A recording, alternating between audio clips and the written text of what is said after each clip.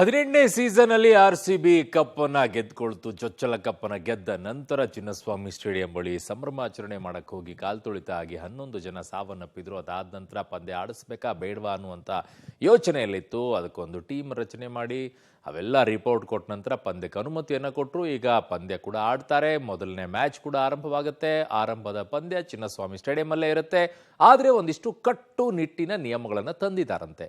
ಯಾವ ರೀತಿಯಾದಂಥ ನಿಯಮಗಳು, ಏನೆಲ್ಲ ಇದೆ, ಆಮೇಲೆ 11 ಜನ ಸಾವನ್ನಪ್ಪಿದ್ರಲ್ಲ ಅವರಿಗೊಂದು ಗೌರವವನ್ನು ಕೊಡ್ತಾ ಇದ್ದಾರಂತೆ. ಹೇಗೆ ನೋಡಿ ಇಲ್ಲಿ. ಬೆಂಗಳೂರಿನಲ್ಲಿ ಮಾರ್ಚ್ 28ರಿಂದ IPL ಹಬ್ಬ. RCB ಪಂದ್ಯದ ವೇಳೆ ಟಫ್ ರೂಲ್ಸ್. ಟಿಕೆಟ್ ಇದ್ದವರಿಗೆ ಮಾತ್ರ ಸ್ಟೇಡಿಯಂಗೆ ಎಂಟ್ರಿ.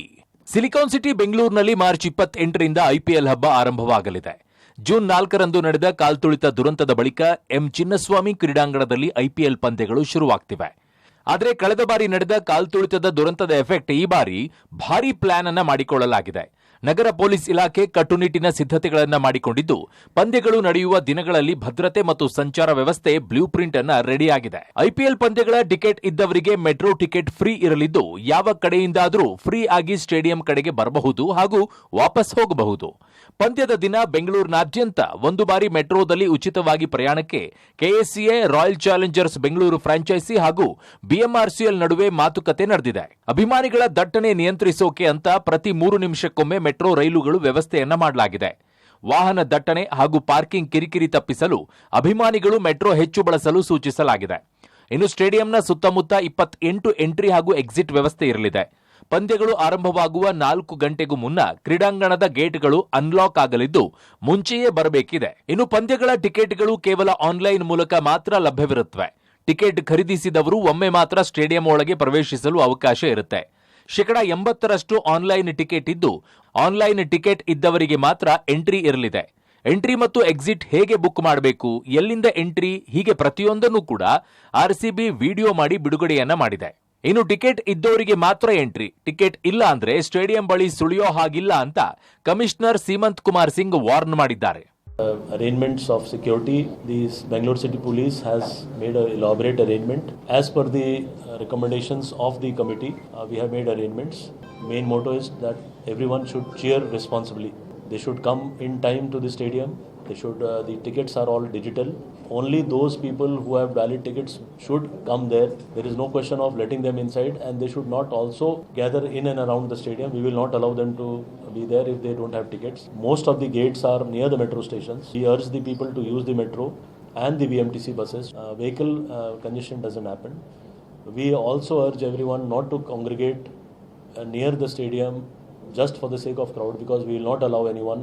ಈ ಬಾರಿ IPL ಟಿಕೆಟ್ ಅನ್ನು ತೆಗೆದುಕೊಳ್ಳುವಂಥವ್ರಿಗೆ ಮೆಟ್ರೋ ಟಿಕೆಟ್ ಕೂಡ ಫ್ರೀ ಆಗಿರುವಂಥದ್ದು. ಅಂದರೆ ಮೆಟ್ರೋದಲ್ಲಿ ಕೂಡ ಸಂಚಾರನ ಉಚಿತವಾಗಿ ಮಾಡ್ಬೋದು ಅಂತೇಳಿ ಈಗಾಗಲೇ ಸ್ಪಷ್ಟನೆಯನ್ನು ಕೂಡ ಕೊಟ್ಟಿದ್ದಾರೆ. ಆದರೆ 80ರಿಂದ 90% ಎಲ್ಲ ಕೂಡ ಟಿಕೆಟ್ಗಳಾಗಿರ್ತವೆ. ಯಾಕೆಂದರೆ ಆನ್ಲೈನ್ ಮೂಲಕ ಏನು ಖರೀದಿಯನ್ನು ಮಾಡ್ತಾ ಇದ್ದಾರೆ, ಆ ಟಿಕೆಟ್ಗಳನ್ನು ಖರೀದಿಯನ್ನು ಮಾಡಬೇಕು. QR ಕೋಡ್ನ ಮೂಲಕವೇ ಒಳಗಡೆ ಎಂಟ್ರೆನ್ಸನ್ನು ಕೊಡಬೇಕು. ಇದೆಲ್ಲದ್ರ ಬಗ್ಗೆಯೂ ಕೂಡ ಕಟ್ಟುನಿಟ್ಟಿನ ಜವಾಬ್ದಾರಿಯನ್ನು ತೆಗೆದುಕೊಳ್ತಾರೆ ಮತ್ತು ಕಟ್ಟುನಿಟ್ಟಿನಾದಂಥ ಒಂದಷ್ಟು ನಿಯಮಗಳನ್ನು ಕೂಡ ಈಗ ರೂಪಿಸಿರುವಂಥದ್ದು. ಅದಾದ ಹೊರತುಪಡಿಸಿ ಯಾವುದೇ ರೀತಿಯ ಪೇಪರ್ ಟಿಕೆಟ್ಗಳನ್ನು ಮಾರಾಟವನ್ನು ಮಾಡುವಂತಿಲ್ಲ. ಪೇಪರ್ ಟಿಕೆಟ್ಗಳನ್ನು ಹಿಡ್ಕೊಂಡು ಚಿನ್ನಸ್ವಾಮಿ ಸ್ಟೇಡಿಯಂ ಬಳಿಯಲ್ಲಿ ಬರುವಂಥದ್ದು ಅಥವಾ ಒಳಗಡೆ ಹೋಗಲಿಕ್ಕೆ ಪ್ರಯತ್ನಗಳನ್ನು ಮಾಡುವಂಥದ್ದು, ಇದ್ಯಾವುದಕ್ಕೂ ಕೂಡ ಅವಕಾಶಗಳಿಲ್ಲ ಅಂತೇಳಿ ಈಗ ನಗರ ಪೊಲೀಸ್ ಆಯುಕ್ತ ಸೀಮಂತ್ ಕುಮಾರ್ ಸಿಂಗ್ ಕೂಡ ಸ್ಪಷ್ಟನೆಯನ್ನು ಕೊಟ್ಟಿರುವಂಥದ್ದು. ಕಾಲ್ತುಳಿತದಲ್ಲಿ ಸಾವನ್ನಪ್ಪಿದ್ದವರಿಗೆ ವಿಶೇಷ ಸ್ಮರಣೆ. ಜೆರ್ಸಿ ನಂಬರ್ 11 ಸೀಟುಗಳು ಮೀಸಲು. ಹೌದು, IPL 18ರ ಚಾಂಪಿಯನ್ RCB ತಂಡದ ಸಂಭ್ರಮಾಚರಣೆ ಸಂದರ್ಭದಲ್ಲಿ ಕಳೆದ ವರ್ಷ ಚಿನ್ನಸ್ವಾಮಿ ಕ್ರೀಡಾಂಗಣದ ಬಳಿ ಸಂಭವಿಸಿದ ಕಾಲ್ತುಳಿತ ದುರಂತದ ಕಹಿ ಇನ್ನೂ ಮಾಸಿಲ್ಲ. ಚೊಚ್ಚಲ ಪ್ರಶಸ್ತಿ ಗೆದ್ದ ನೆಚ್ಚಿನ ತಂಡದ ಆಟಗಾರರ ಸಂಭ್ರಮಾಚರಣೆ ಕಣ್ತುಂಬಿಕೊಳ್ಳಲು ಬಂದಿದ್ದ 11 ಮಂದಿ ಯುವ ಅಭಿಮಾನಿಗಳು ಆ ದುರಂತದಲ್ಲಿ ಜೀವವನ್ನ ಕಳೆದುಕೊಂಡಿದ್ರು. ಹಾಲಿ ಚಾಂಪಿಯನ್ ತಂಡವಾಗಿ ಅದೇ ಮೈದಾನದಲ್ಲಿ ಈ ಬಾರಿ ತನ್ನ ಆಟವನ್ನ ಆರಂಭಿಸ್ತಾ ಇದೆ. ಹೀಗಾಗಿ RCB ಮತ್ತು ಕರ್ನಾಟಕ ರಾಜ್ಯ ಕ್ರಿಕೆಟ್ ಸಂಸ್ಥೆ ಆ ಮೃತ ಅಭಿಮಾನಿಗಳಿಗೆ ವಿಶೇಷ ಗೌರವ ಸಲ್ಲಿಸಲು ಮುಂದಾಗಿವೆ. ಶನಿವಾರ ನಡೀತಾ ಇರುವ ಸನ್ರೈಸರ್ಸ್ ಹೈದರಾಬಾದ್ ವಿರುದ್ಧದ ಪಂದ್ಯಕ್ಕೂ ಮೃತ 11 ಅಭಿಮಾನಿಗಳ ಹೆಸರನ್ನ ಪರದೆಯ ಮೇಲೆ ಪ್ರದರ್ಶಿಸಿ ಎರಡೂ ತಂಡಗಳ ಆಟಗಾರರಿಗೆ 1 ನಿಮಿಷದ ಮೌನಾಚರಣೆಯ ಮೂಲಕ ಶ್ರದ್ಧಾಂಜಲಿ ಸಲ್ಲಿಸಲಿದ್ದಾರೆ.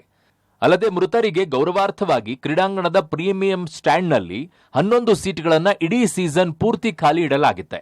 ಸಾವನ್ನಪ್ಪಿದವರಿಗೆ ಗೌರವ ನೀಡೋ ಸಲುವಾಗಿ ಈ ರೀತಿ ನಿರ್ಧಾರ ಮಾಡಲಾಗಿದೆ. 11 fans who we lost June 4th. The players will be wearing jersey number 11.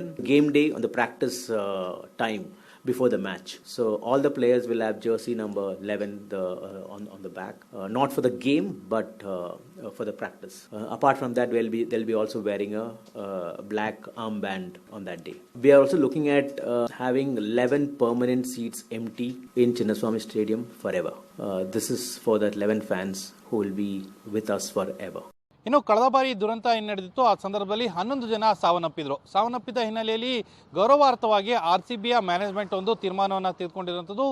ಇಡೀ ಏನು ಮ್ಯಾಚ್ ನಡೀತಾ ಇದೆ ಅಂದರೆ 8 ಮ್ಯಾಚ್ಗಳು ನಡೀತಿದೆ. 8 ಮ್ಯಾಚ್ಗಳಲ್ಲೂ ಕೂಡ 11 ಸೀಟ್ಗಳ ಟಿಕೆಟನ್ನು ಮಾರಾಟವನ್ನು ಮಾಡೋದಿಲ್ಲ. ಆ 11 ಸೀಟ್ಗಳು ಕೂಡ ಮೃತರಾದಂಥ ಯಾರು ಕಾಲ್ತುಳಿತದಲ್ಲಿ ಮೃತರಾಗಿದ್ರು ಅವ್ರನ್ನ ಗೌರವಾರ್ಥವಾಗಿ ಅವ್ರಿಗಾಗಿ ಮೀಸಲಿಟ್ಟಿರುವಂಥದ್ದು ಅಂತೇಳಿ ಒಂದು ತೀರ್ಮಾನವನ್ನು ಮಾಡ್ಕೊಂಡಿದ್ದಾರೆ. ಆದರೆ 11 ಟಿಕೆಟ್ಗಳನ್ನು ಕೂಡ ಪ್ರತಿಯೊಂದು ಮ್ಯಾಚಲ್ಲೂ ಕೂಡ ಕಾಯ್ದಿರಿಸುವಂಥ ಒಂದಷ್ಟು ಕೆಲಸಗಳಿಗೆ RCB ಮ್ಯಾನೇಜ್ಮೆಂಟ್ ಒಂದು ತೀರ್ಮಾನವನ್ನು ಕೂಡ ಮಾಡಿರುವಂಥದ್ದು.